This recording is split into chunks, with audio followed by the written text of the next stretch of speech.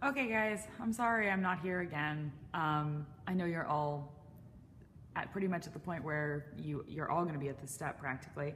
I have cut illustration boards ready to go. They're up on the teacher's table, so if you haven't divided your illustration board into the 10 by 10 grid, you need to do that first. Do it in pencil and please draw lightly. Henry can help you with that. He knows how to do it. There actually, and so does Paul. There are tons of people in class who've already done it.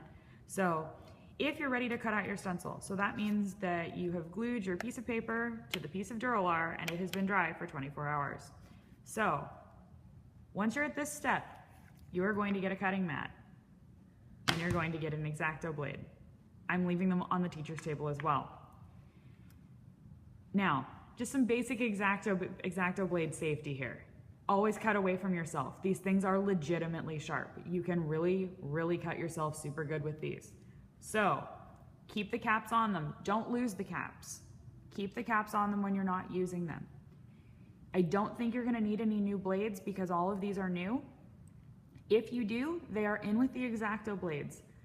Please ask Henry about that if you are switching it, because I know he knows how to switch an X-Acto blade and I know he actually knows how to cut stencils already. So just if you need a consultation, he's here to ask. When you open one of these, you're going to take the cap off and you're going to see there's this little piece of plastic that's guarding the blade. Take that off carefully. Please don't cut yourselves. So what you're going to do now is on this side of the paper, so using your design, you're going to cut out your stencil. Now, you have to press hard enough with these to actually go through the Duralar. It might take a couple of passes. I pressed pretty hard to get through that. Do not cut the border off.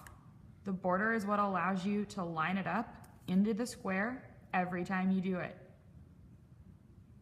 So if you guys can see, I'm putting a lot of force behind that, but be very, very careful when you cut these out.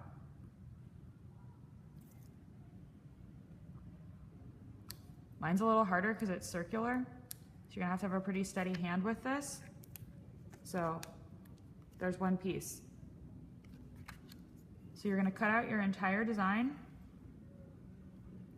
If you have one that needs little connector pieces on it, and you know who you are if I'm saying that,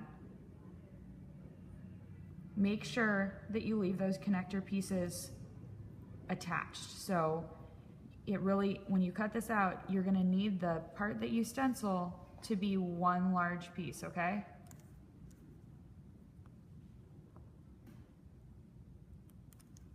So you see how hard I'm pressing? That does come out.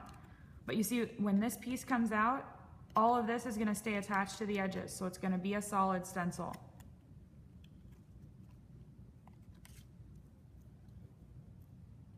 So I'm not gonna bore you by cutting out the entire thing in front of you. I think you get the drift. I have hope that you do. Please be extra careful with these. I really don't want anyone cutting themselves. Please cut on the cutting mats. I don't want you marring any surfaces. The cutting mats also really help you push a little bit harder because they're squishy. They're self-healing, so you can't do anything to them really. They're fine. The cutting mats, the X-Acto blades, and your boards are all up front. So once this is cut out, you are going to take your grid pattern and start to trace it into the grid in the way you wish. So I'm actually gonna need to go and do another video for this, I'm afraid, guys, because I need to go grab a board. But I will show you in one sec. I'll be right back. Give me one moment.